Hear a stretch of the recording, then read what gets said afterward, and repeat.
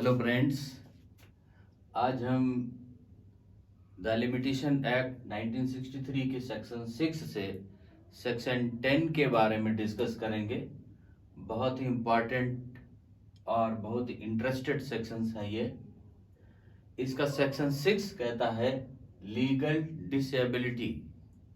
Legal disability किसी person को जिसको टाइम पीरियड स्टार्ट अभी नहीं हुआ है केस फाइल करने का, सूट फाइल करने का, और उस स्टार्ट होने के लिमिटेशन स्टार्ट होने के पहले अगर वह व्यक्ति नाबालिग है, इंसेन है या इडियट है, मतलब नाबालिग है, पागल है या मूर्ख जड़ है। नाबालिग में यहाँ एक और चीज क्लियर कर दें, ए माइनर में वो भी काउंट होगा जो इन वॉर्म या गर्भ में होगा, वो भी काउंट होगा। अगर इन तीन कंडीशन जो उसकी लीगल एबिलिटी कहलाती हैं ये उस व्यक्ति में है, तो जब ये समाप्त होंगी या इन लीगल एबिलिटी से वो रिकवर हो जाएगा तब उसका लिमिटेशन स्टार्ट होगा। और उसके बाद सपोज करते 3 इयर्स का लिमिटेशन था और वो व्यक्ति इंसेन था, तो जब इंसेन लिमिटेशन स्टार्ट होने के पहले, ये ध्यान रखना है कि लिमिटेशन स्टार्ट होने के पहले वो व्यक्ति इंसेन था। अब जब उसका ठीक हो गया, रिकवर हो गया, उससे 3 साल के बाद, 3 साल के भीतर वो केस को फाइल कर सकेगा। ये सेक्शन 6 का ए पार्ट फर्स्ट बोलता है। अब इसका सेकंड पार्ट क्या कहता है? Affected by two disability. अब टू डिसेबिलिटी क्या होती है? कोई व्यक्ति जिसे केस फाइल करना है, लिमिटेशन जस्ट स्टार्ट होने वाला है या स्टार्ट अभी नहीं हुआ है, और वह व्यक्ति माइनर है। पहली चीज क्या है? वो माइनर है, 17 साल का है या 15 साल का या 10 साल का या वाव में गर्भ में है। तो जब वो 18 साल का पूरा होगा, मेजर बनेगा, 18 साल के पूरा होने के 2 महीना पहले, 2 दिन पहले, 2 साल पहले वो व्यक्ति इंसेन हो जाता है, मीन्स पागल हो जाता है। तो पहली उसकी डिसेबिलिटी क्या हो गई? वो माइनर था। दूसरी डिसेबिलिटी क्या हुआ? उसको पूरा होने के 18 साल पूरा होने के पहले ही दूसरी उसकी लीगल डिसेबिलिटी स्टार्ट हो गई, वो इंसेन हो गया। तो जब वो 18 साल का पूरा हुआ लेकिन इंसेन है, दूसरी डिसेबिलिटी है, तो जब वो पूरी होगी, जब उससे वो निजात पाएगा, तब उसके बाद उसका लिमिटेशन स्टार्ट होगा। वो जब वहां से ठीक होगा तो उसके बाद वो 3 इयर्स के भीतर वो केस को फाइल कर सकेगा। ये इसका 6 का सेकंड पार्ट कहता है। अब सेक्शन 6 के थर्ड पार्ट को कहते हैं डिसेबिलिटी अप टू डेथ। उसको कोई ऐसी डिसेबिलिटी हो जाती है जो उसकी मृत्यु तक ठीक नहीं होती है, तब वो क्या करेगा? लिमिटेशन उसका स्टार्ट नहीं हुआ, लिमिटेशन स्टार्ट होने के पहले उसको डिसेबिलिटी आ गई और डेथ होने तक वो ठीक नहीं हुई। तो जब उसकी डेथ हो जाएगी, उस डेथ के बाद जो उसका लीगल रिप्रेजेंटेटिव होगा उसे 3 साल जो लिमिटेशन पीरियड होगा, जो प्रेस्क्राइब पीरियड होगा, वो टाइम मिलेगा केस फाइल करने के लिए। ये इसका सेक्शन 6 का थर्ड पार्ट है।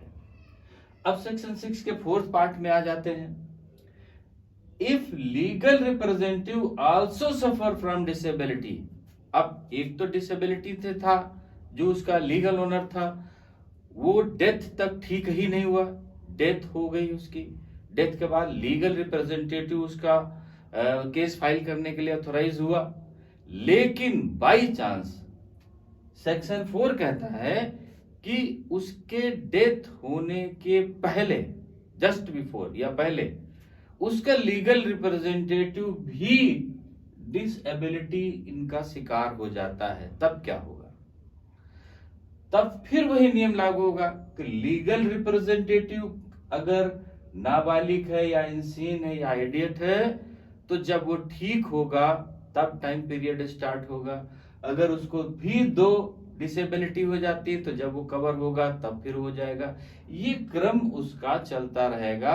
उसका लिमिटेशन टाइम केस फाइल करने का, सूट फाइल करने का तब होगा जब उसकी लीगल डिसेबिलिटी खत्म हो जाएगी, उसके बाद उसका लिमिटेशन स्टार्ट होगा। ये सेक्शन 6 में दिया हुआ है, बहुत इंपॉर्टेंट, बहुत इंटरेस्टेड सेक्शन है।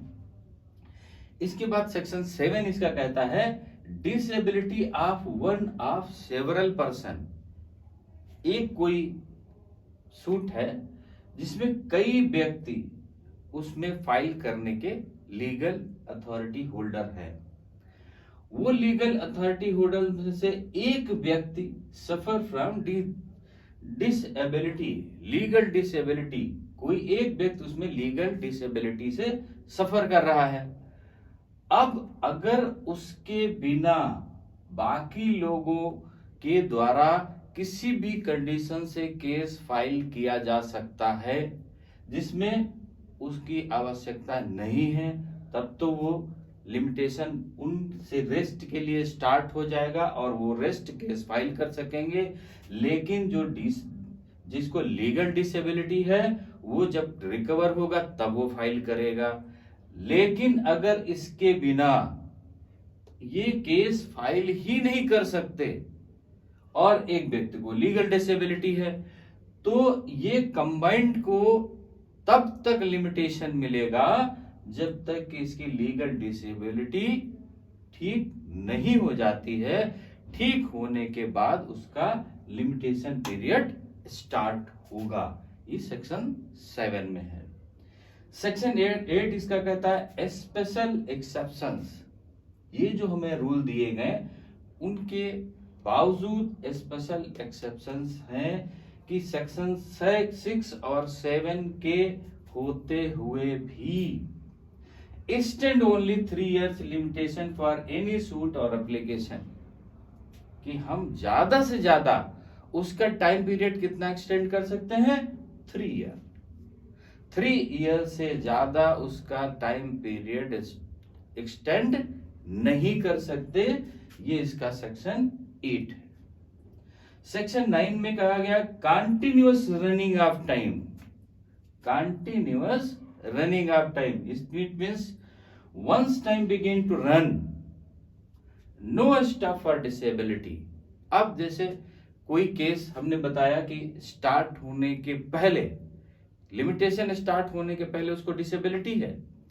अब कोई किसी को लिमिटेशन स्टार्ट हो गया, वो व्यक्ति सपोज करते हैं कि 30 डेज के लिए उसको लिमिटेशन मिला केस फाइल करने के लिए, और वो व्यक्ति को डिसेबिलिटी नहीं है, लेकिन 28वें दिन, 30 डेज लिमिटेशन था, 28वें दिन उसको कोई लीगल डिसेबिलिटी हो जाती है, इंसेन, आइडियट, कुछ भी हो जाता है, तो उसको लिमिटेशन में रिलैक्सेशन नहीं मिलेगा, क्योंकि 28 डेज वो केस फाइल कर सकता था।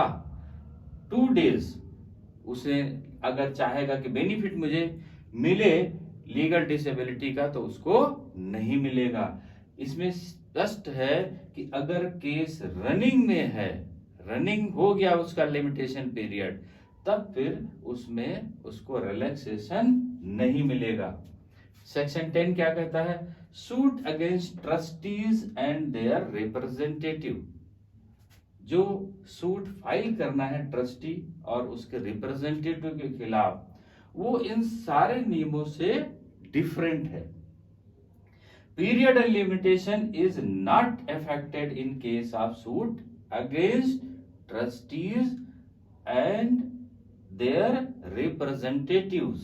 इसको एक एग्जाम्पल से समझ लेते हैं कि कोई भी व्यक्ति है, हिंदू है, बुद्धिस्ट है, मुस्लिम है, और वो अपनी प्रॉपर्टी को ट्रस्ट में दे देता है विदाउट एनी पेमेंट। अगर पेमेंट के साथ करता है तो ट्रस्ट में दान के स्वरूप में हुआ नहीं, उसने पेमेंट ले लिया, इट मीन सेल कर दिया। तो कोई प्रॉपर्टी अपनी ए बी सी में से या ए बी सी तीनों इस ट्रस्ट में अपनी प्रॉपर्टी को इन्वॉल्व कर देते हैं, और इन्वॉल्व करने के बाद में वहां पर एक ट्रस्टी नियुक्त हो जाता है, एक मैनेजर नियुक्त हो जाता है कि वो इस सारी प्रॉपर्टी को जो ट्रस्ट में दी गई है, जिसका ट्रस्ट बनाएगा, उसको अनाथ आश्रम के रूप में यूज करेगा, उसको किसी ऐसे सार्वजनिक चीज के लिए, हॉस्पिटल के लिए यूज करेगा, अनाथ आश्रम के लिए यूज करेगा, एजुकेशन के लिए यूज करेगा, धार्मिक कार्यक्रम के लिए यूज करेगा, उसमें ये दान कर देते हैं और ट्रस्टी को पावर दे देते हैं उसका।